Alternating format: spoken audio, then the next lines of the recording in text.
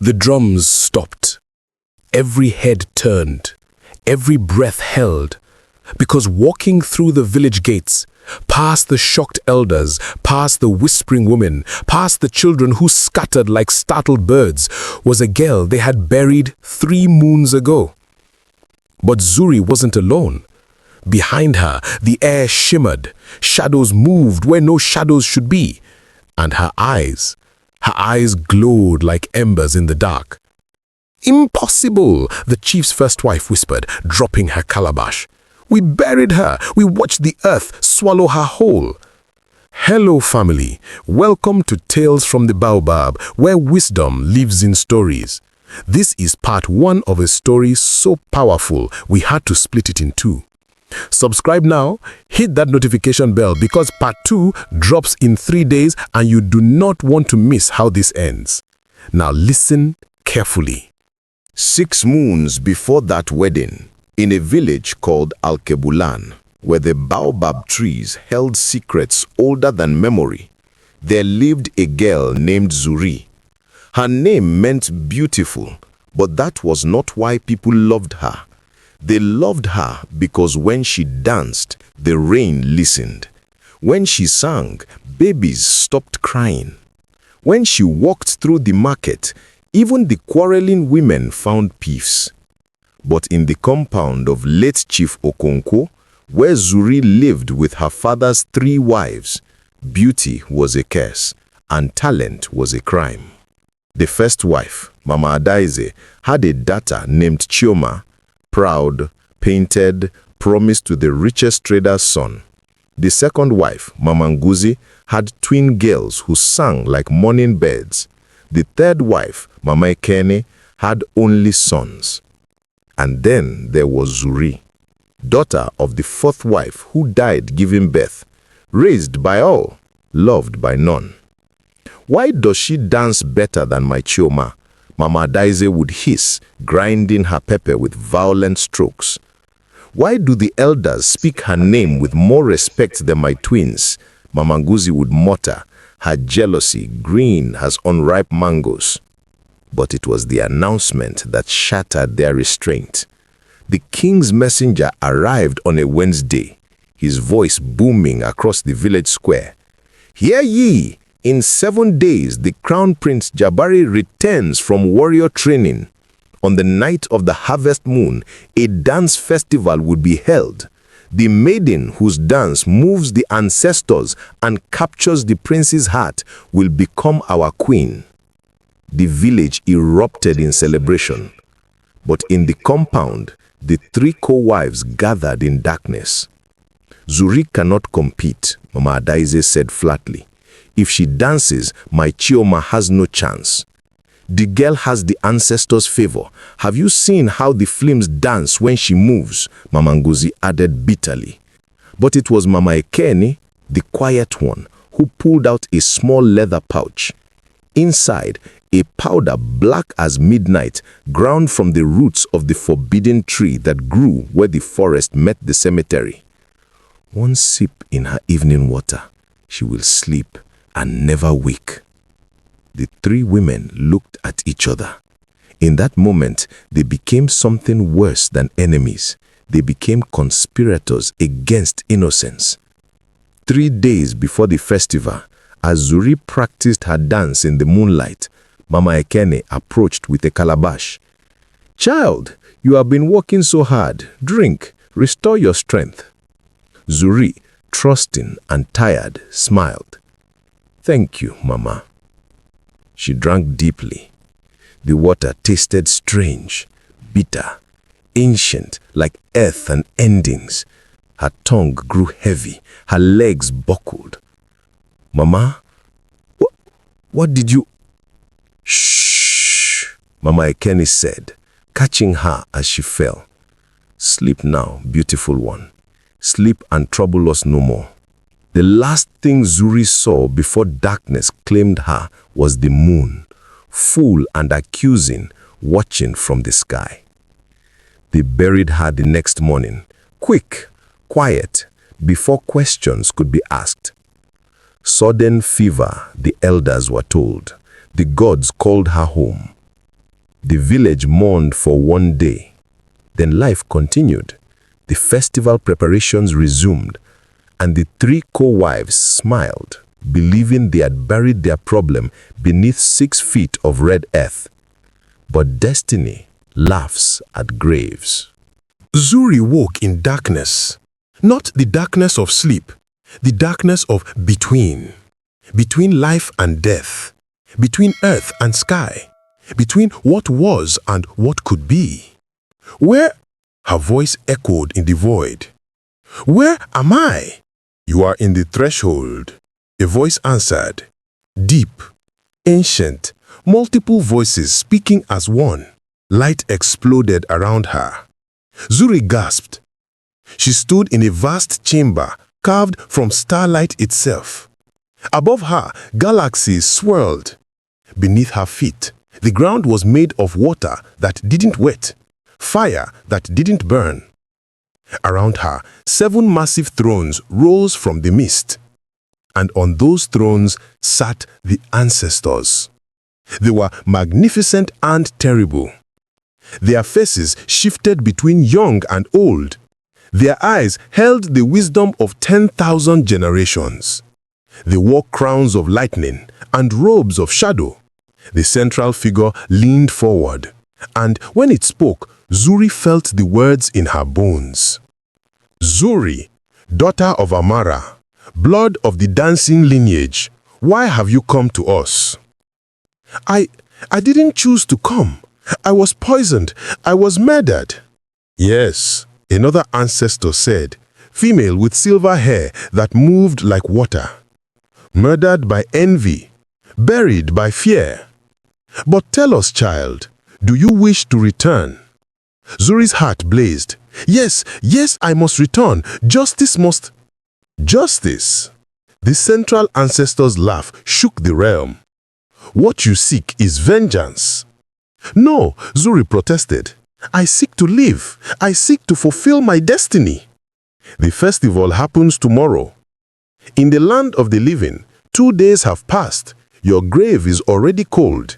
If you return now, you return powerless against those who would kill you again. Zuri's eyes filled with tears. Then what can I do? The ancestors looked at each other. Something ancient passed between them. We offer you a choice, the silver-haired one said. Stay here and know peace. Your suffering ends. Or, the central ancestor continued, dance. Dance? Zuri looked up, confused. 4 dances, the thunder-voiced one explained. 4 trials. Each will test you. Each will transform you. Survive them all, and you return not as a victim, but as a vessel of power. Fail even once, and your soul dissolves into nothing.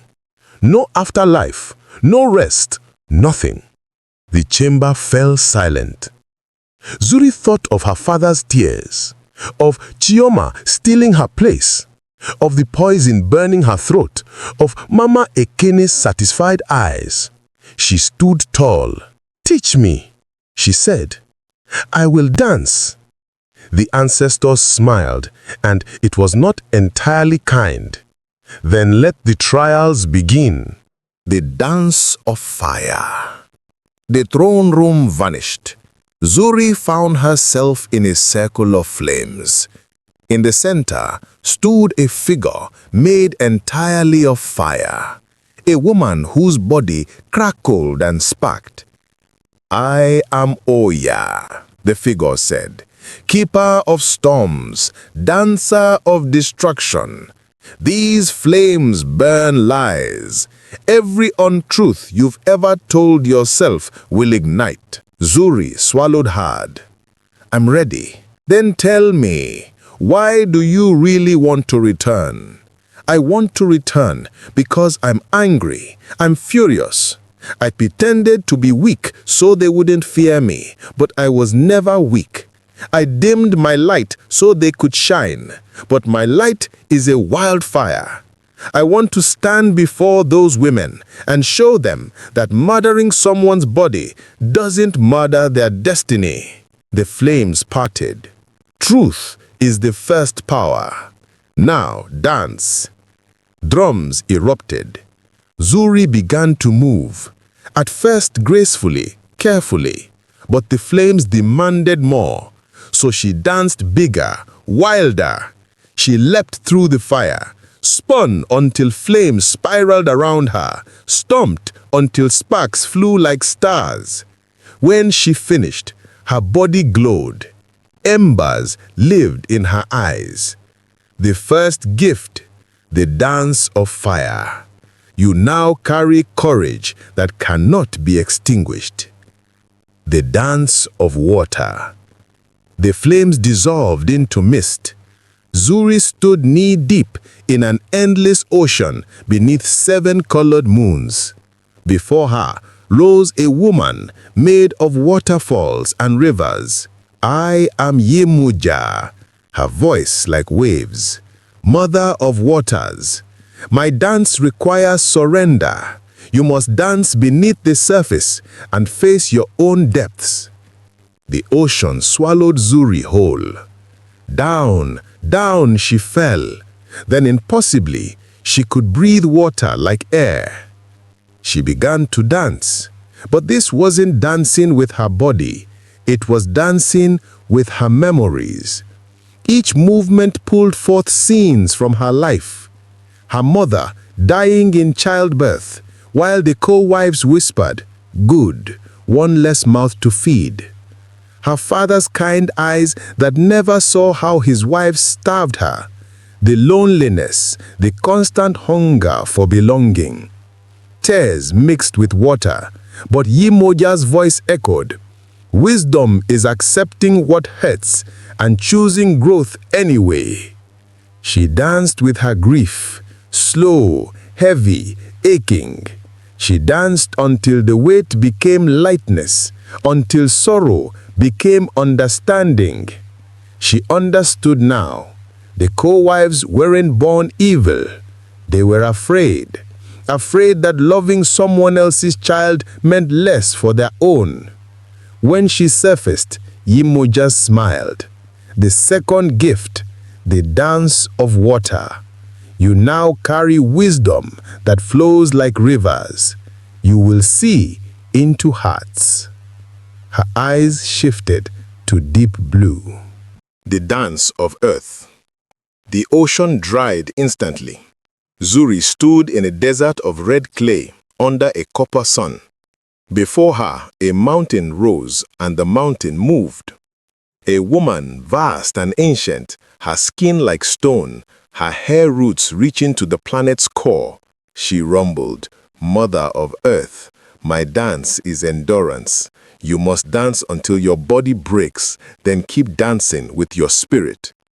The ground turned to mud, thick, sucking, hungry. Drums started slowly, then faster, impossibly fast. Zuri had to match them. Her legs burned, her lungs ached, her vision blurred. "Stop," her body begged. But then she heard them, voices from the living world. Chioma laughing. "Finally, I can shine without a shadow." Mama Adiaze. "We should have done this years ago." Rage roared through Zuri like a storm. She pressed her palms into the mud. Fire erupted, hardening the earth. Water flowed from her eyes, and something new, something primal, surged up. She rose like a mountain herself and danced. She stomped and the earth shook. She leaped and created canyons. She spun and carved valleys. The third gift, the dance of earth. You now carry strength that cannot be broken. Zuri's skin took on a golden shimmer.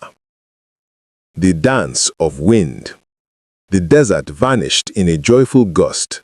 Zuri floated in an endless sky. Before her, dancing on the wind was a blur of motion, a woman with wings of mist. The figure stopped. "I am Ocean, keeper of winds. You must dance without purpose, not to impress, not to win. Dance only because you are alive." Zuri froze. Every dance in her life had a purpose. I don't know how, she admitted. Oshun laughed like wind chimes. Then I will teach you, but first, put down the weight you carry. What weight? The burden of being perfect, of making yourself smaller, of performing your life instead of living it. Put it down. Zuri felt it, a heaviness she'd carried so long she'd forgotten it was there. The weight of being unwanted, of earning love instead of receiving it freely. Tears streamed down her face. I don't know who I am without it. Exactly, so let's find out. The wind caught Zuri, lifted her, spun her, and for the first time in her life, living or dead, she really laughed. She danced with no pattern, no plan. She tumbled through clouds. She soared past stars. She danced ugly and beautiful and silly and fierce. All three previous gifts, fire, water, earth, merged with this new freedom. Zuri transformed into light itself. When she stopped, Oshun embraced her. The fourth gift, the dance of wind, you now carry freedom no prison can contain.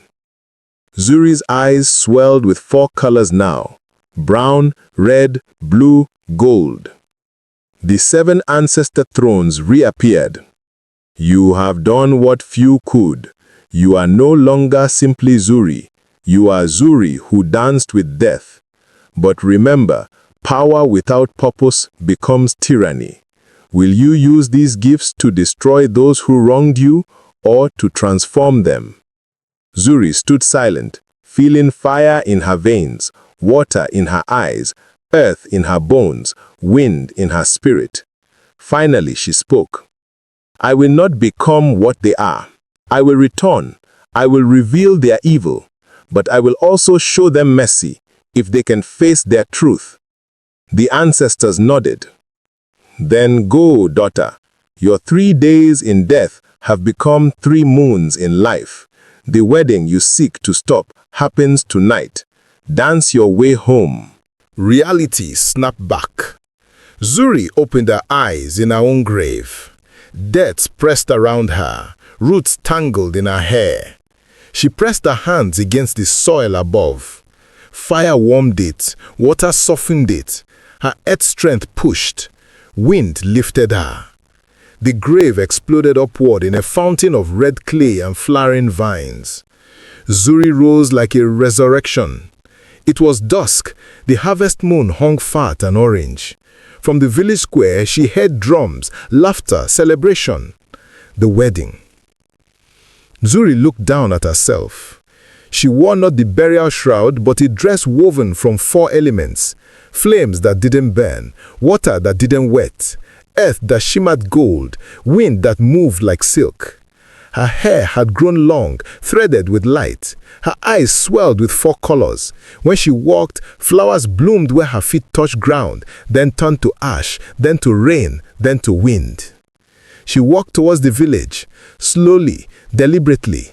And behind her, though none could see them clearly, the ancestors walked too. 7 massive shadows, proud parents watching their student graduate. The village square overflowed with celebration. Palm wine flowed, drummers drummed. At the center, on a platform decorated with gold cloth, stood the bride and the groom. Not just any bride.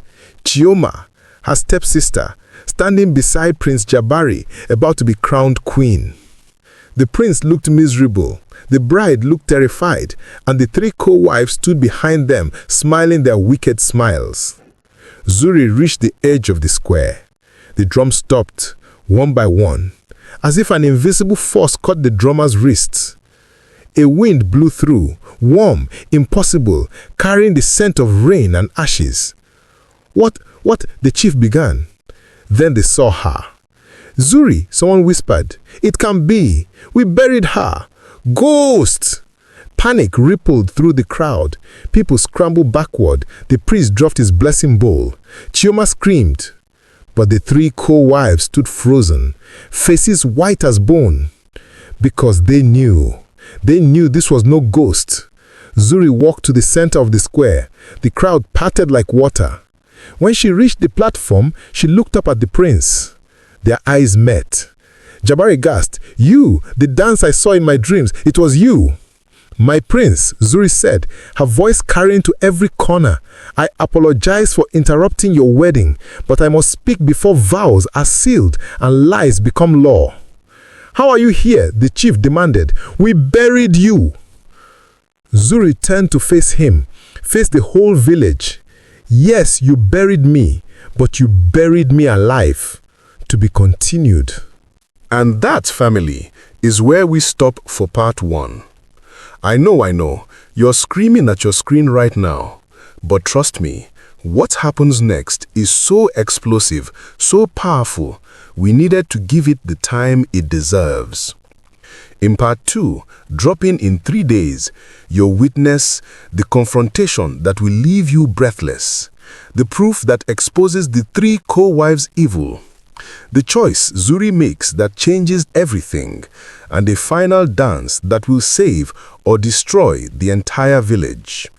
Here's what you need to do right now. Subscribe and hit that bell so you don't miss part 2. Like this video if you're shook by what just happened. Comment which elemental power you'd choose: fire, water, earth, or wind. Share this with someone who needs to know what's buried can rise again. Drop a crown in the comments if you think Zuri should forgive them, or a sword if you think she should seek revenge. Let's debate. Remember, family, your destiny may be delayed, but it can never be denied. See you in 3 days for the conclusion. Until then, dance well, dance true, and never let them bury your light. This is Tales from the Baobab. Part 2 is coming. Don't miss it.